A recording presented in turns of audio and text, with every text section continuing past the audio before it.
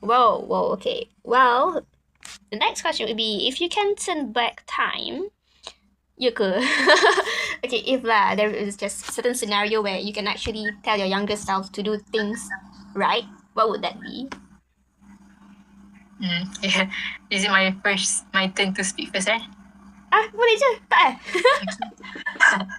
As I said earlier, during my first 3 years in secondary school, in high school, I was actually a lone wolf, and I don't really interact more with people because there's so much crisis that happen in my class. And so I have this thought that everyone is a burden to me, to my time management, and I need to be alone to be able to get the thing that I want in this school. Oh, faham.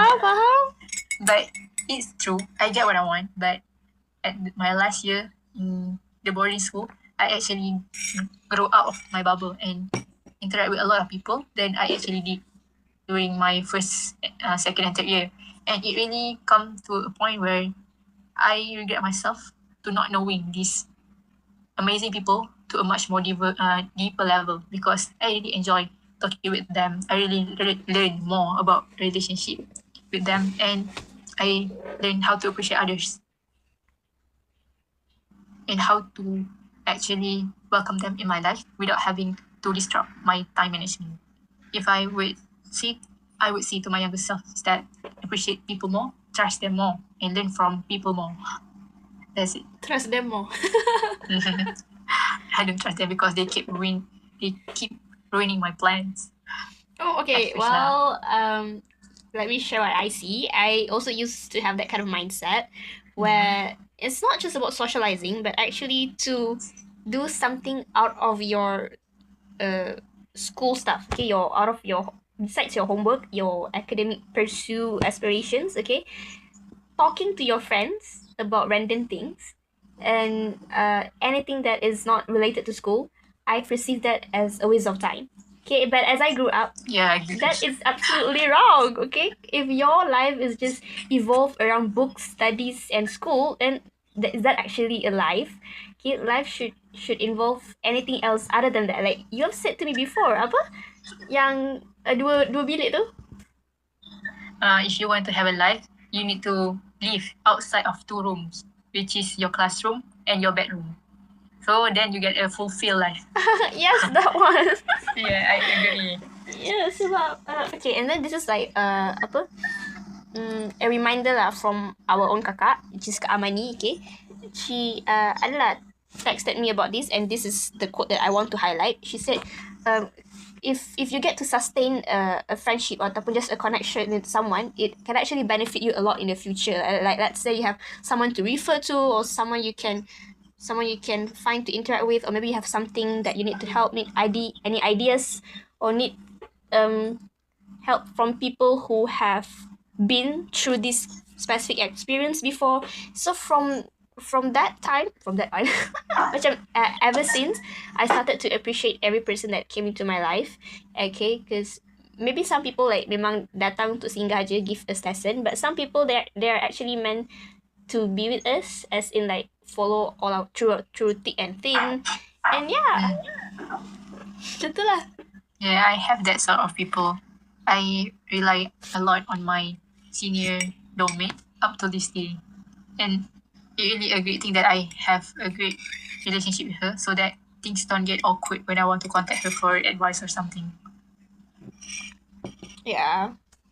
I mean, okay, if this is my answer to my younger self, I would say approach people more, because I used to be scared of approaching my seniors because they are like macam siapa dia orang ni kan, like I have nothing common in them, but actually just try to speak with them, and maybe random things would be like kind of out of topic for them, then talk something that they like about topic yang matang-matang kan, about future careers ke, or maybe how do you handle life conflicts, yeah, things like that. And for juniors pula, always listen to their stories. Macam kan always, tapi sometimes just be there with them. Know that you're actually such a good listener, because it's also a practice for you in university later, maybe when you have your own friend yang nak vent out kat you, and you macam listening is also actually a skill macam tu. I agree. Dang. Especially if you want to sustain relationship with others, and you need to meluah and you need to listen to what they ran about their life. Oh yes, then there's one key takeaway lah that I learned from boarding school, which is okay, this maybe sister lah perempuan yang banyak benda ni kan. They love to storytelling, okay, and something it's not just about gossiping. It's just they express themselves through words, okay, through emotions, and from there I learned that there are actually thousands of things that I do not agree with them, but most of the time it's better to let them be and just macam you tak payah judge pun, just do faham you do macam tu je cukup. Yeah, I get it. Yeah. Macam tu lah. But if they ask for opinion, then baru you bagilah, oh, my perspective is actually not like what you think. Kan? It happens a lot. I experience it and I seen it a lot. Yeah, people went out at you a lot, right? Yeah. And I was one of them. Yeah, especially during my Form 4 and Form 5 years. Okay, let's move on. This question is how relevant the boarding school routine compared to real life? What do you think? Okay, well, here's a special takeaway because I have dah bekerja. I've already got a job employed at an F&B, and there are actually several things that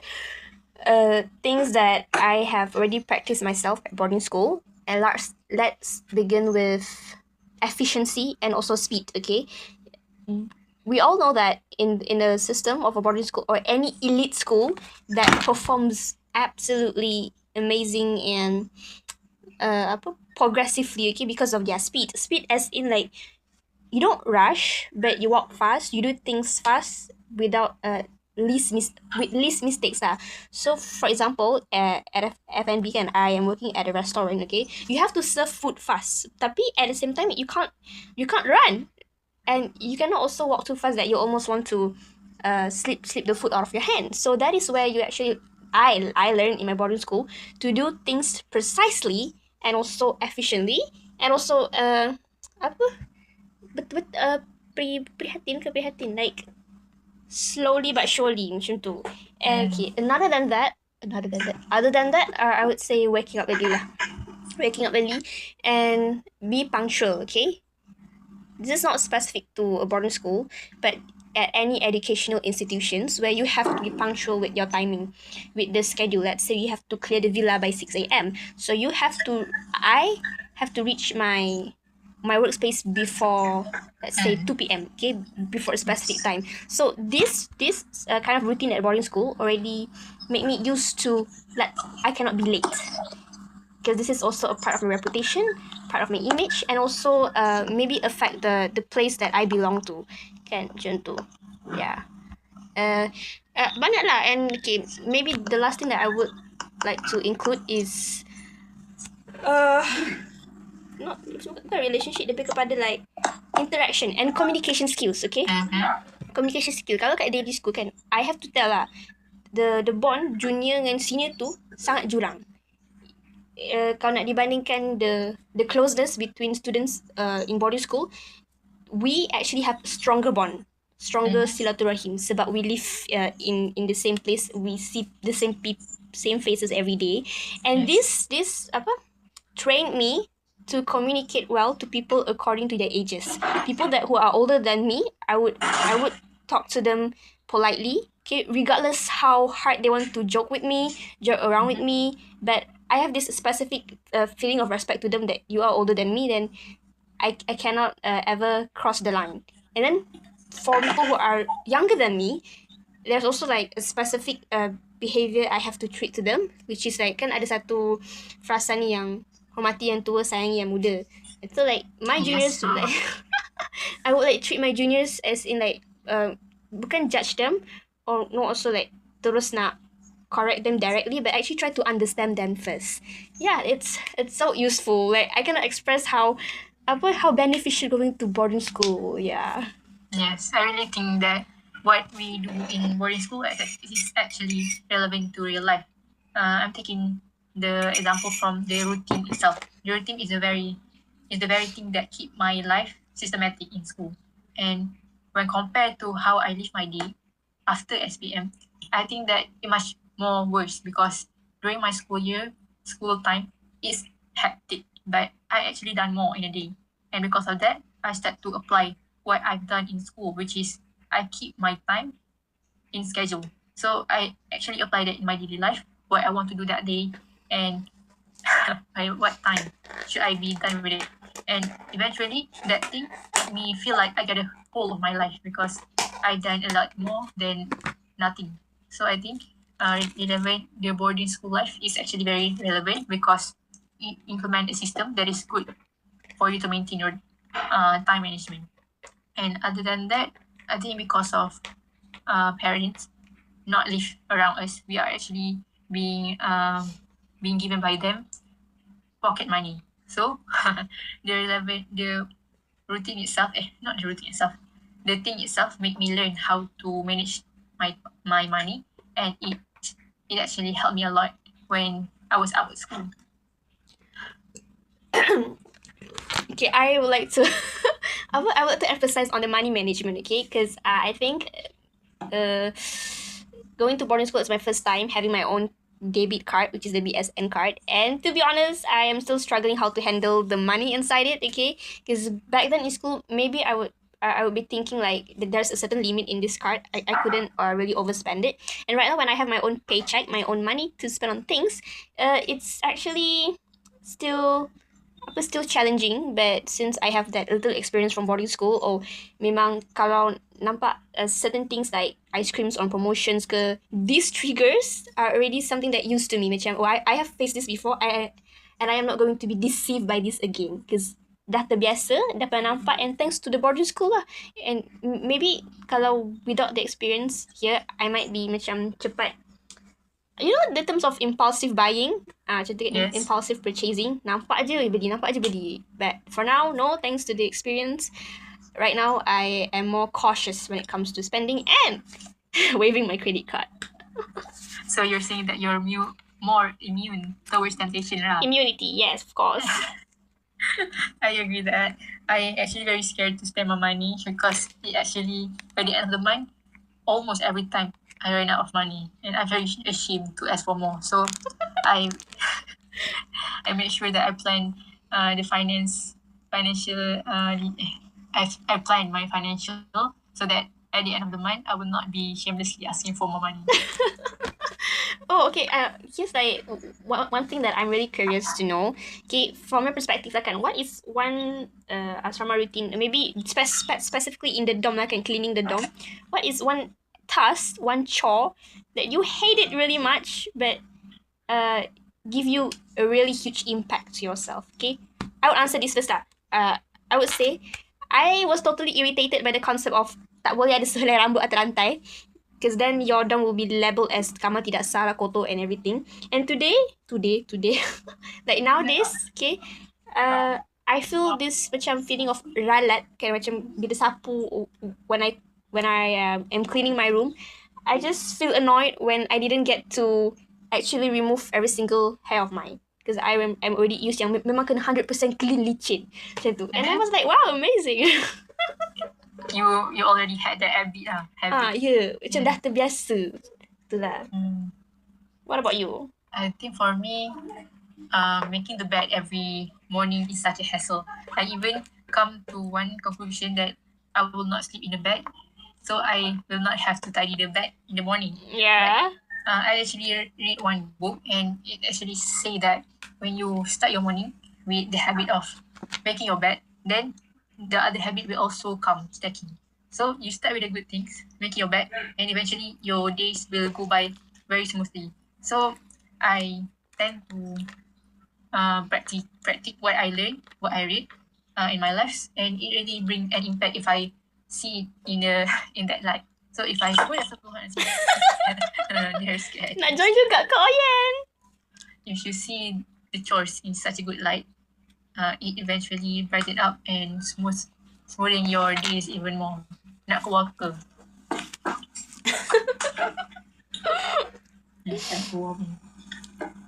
Yeah, I totally agree with you, Lini. And I think I read somewhere as well about making your bed in the morning. It's actually like the first thing that you can win in the during the day. Right? Yeah.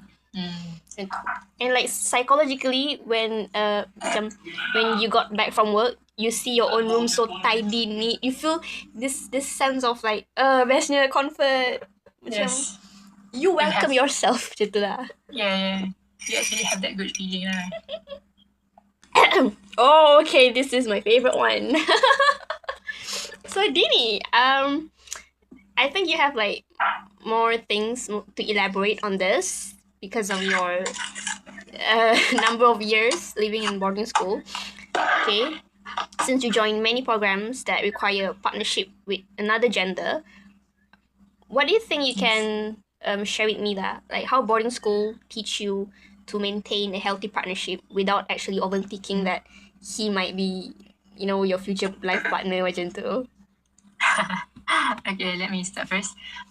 Actually, when I first entered the boarding school, I was such a shy person, but I usually hide it with my with my grumpy face. So not much people know that I am very shy.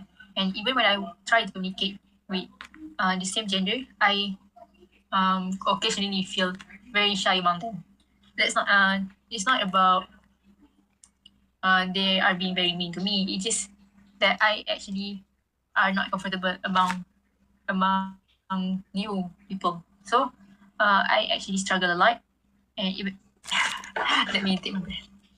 Especially when I was working with other gender, because I'm very shy.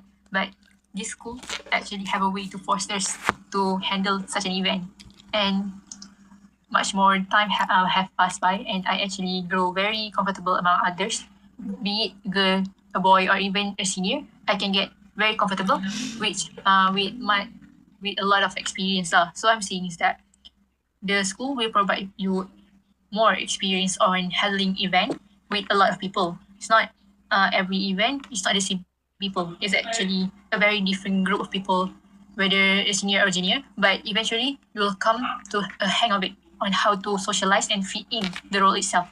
Let me give you an example. Actually, I was given a very big event during my Form 4 year, which is Kesuma, an event that welcomes a great people from all over Malaysia, from all over SBP in Malaysia.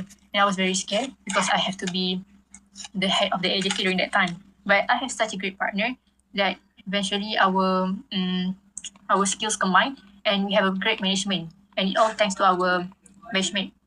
So what I'm gonna say is that boarding school taught me to be out of my shy era and eventually helped me to understand what is actually the feeling to have professional relationship with other gender and the same gender. It's all about work, efficiency, and how our skills can combine to have a good management.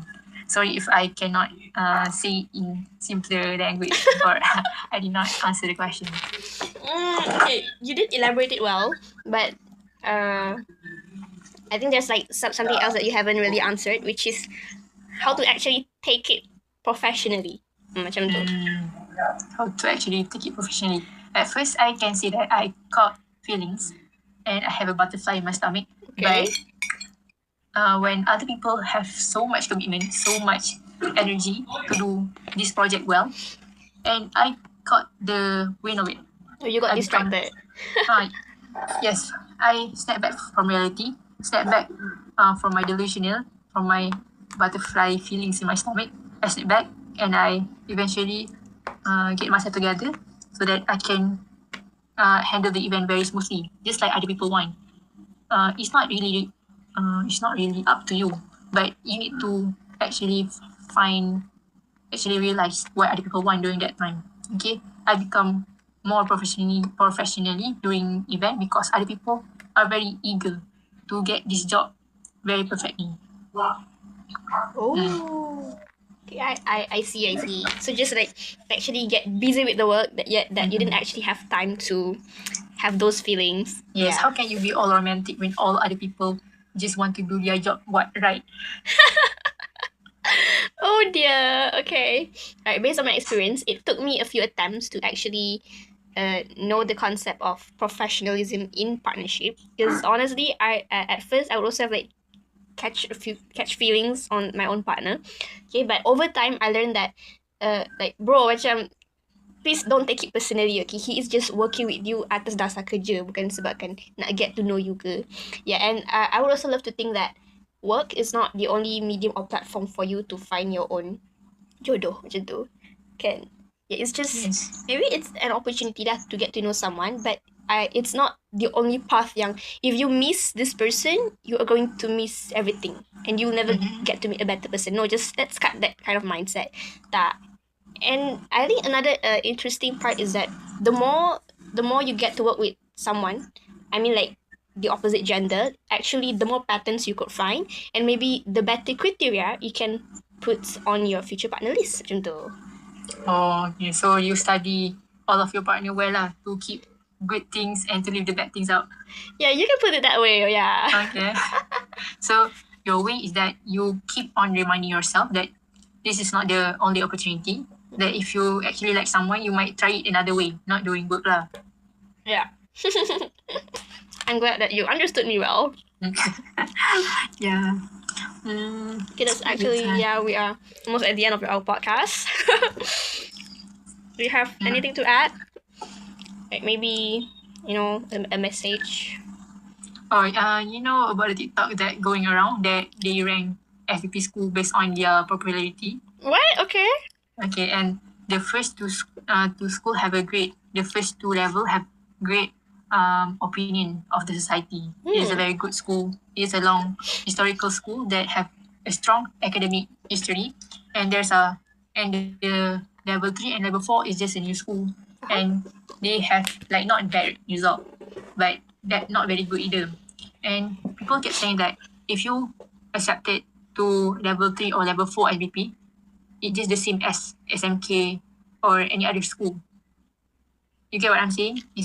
Kenapa pula? Let me macam menyangkal lah pendapat tersebut. They say that SBP on level 3 and 4 cannot provide a good opportunity or a good academic for their student. But as someone that come from the level 3 SBP itself, I think for some people, staying in SMK is a good thing. But if they are financially stable, financially can afford what they want to do in life, what competition they want to go. Betul? But for someone from the suburban area kan, or rural area, I think that kind of SBP really can make their life turn 100 degree because of the competition that they offer, because of the leadership and the environment itself. Kenapa 100 degree? 180 degree. Kalau 360 kan terpusing. Sama je tempat. Kalau 180 tu... I get it. Macam maybe level 3 and 4 is actually more than enough for them. Yes. But kalau macam you striking for more and just aim for the level 1 lah. Macam level 1 tu strategi semua. Yang kita macam level 3. Tapi bila aku tengok balik kan, when we look back, it's actually very great. I cannot find an opportunity like this in my SMK, in my area. So yes, I think it is not a waste to give it a try. This is my attempt to persuade other to just go. Wait, ni panjang ni. Nanti kita buat macam part tau, like part 1 and part 2. Based on question lah. Oh, okay. Oh dear, oh my goodness. Why when it comes to speaking to you kan, macam I just need to flow of shit. Betul. I don't know. He's like, perut penuh di sana. Astaghfirullahalazim. Okay. Nasi lemak tu boleh simpan lah besok. Okay, another bonus question like, do you think is it better to choose boarding school that is have 2 gender, ataupun is it better only girls school and only boys school? What is your point of view? For me, it's a good chance. If you have the chance to go into one gender school, go ahead, because there you can learn how to be very independent. Macam boys have their own set of skills and girls have their own set of skills. But when one gender is absent, you need to learn how to be able to do the skills that actually good among the other gender. You understand me? Like some gender have a good skills on photography, on videography, and some gender are good at arranging the dinner, the tableware, and if one gender absent, you need to learn the hard way. You need to learn the skills that you are lacking, so it can actually improve your worth and improve your skills more. Macam, let me take example. Kalau all girls school, they need someone that is strong. Then, because they lack of men. Manpower. So they lack of manpower. They improve themselves, they strengthen themselves and live independently without any help or of male student. It's a great opportunity, and I actually found that it actually boosts your confidence. I like to use the word actually. I cannot count how many times I Doesn't said matter. actually. Okay, then what about like perspective from all boys school? Like what's benefit for them? I guess it's a harsh environment, and so if you able to survive that harsh environment, then you prove yourself a very good student lah. Sebab all boys kan dia harsh sikit. Jadi kalau kau survive, you are worthy. So you support the idea of like specific gender school lah? Tapi there's some worst scenario that happen, which is when an all girls school student come to university, they actually have a bigger macam what you call culture shock, because they need to work with boys kan. Jadi dia macam jadi perak sikit. Dia macam overly excited. They could either be overexcited or could be like macam no reaction. Tiba-tiba macam tak pernah kerja, tak tahu nak buat macam mana lah. Like I don't even know how to communicate with men. How do you interact with men? Okay. I met a lot of leader from all girls school, but to me they actually can communicate with boys even better than I do. So it actually come to your personality lah juga. Oh, I see. Well, from my perspective, I would actually support schools yang have two genders lah. Cause my dream school was the Sri Putri all girls school. Okay, but when I came to SESTA, I realized that this is actually what I wanted.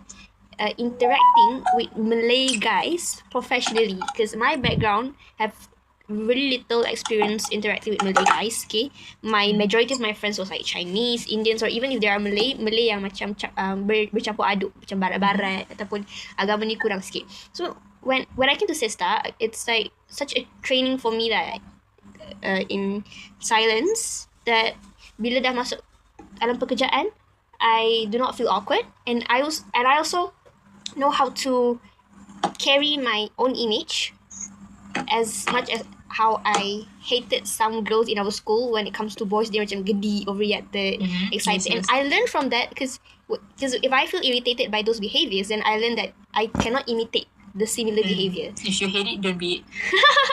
Yeah, so I think like in my opinion, going boarding school yang share gender is actually way better, especially when it comes to your religion. Macam kat SESTA, teachers love to reprimand the sisters, tutup aurat, sanggul tak boleh tinggi, lengan jangan tunjuk kan, penting, stokin jangan pendek. I was also annoyed by that, but today I am so grateful that I actually tried to accept those school rules and I adapt to today's life, and I'm actually happy with it. Yeah, I agree with you. But I cannot deny that I like the one gender on this school because I see how strong they become. For the girls for the boys, there's not much of difference I can get from them, other than they are more stronger and egoist. Good for them. Alright. Okay, that will be the end of our podcast. Thank you for your time, Dini. Okay.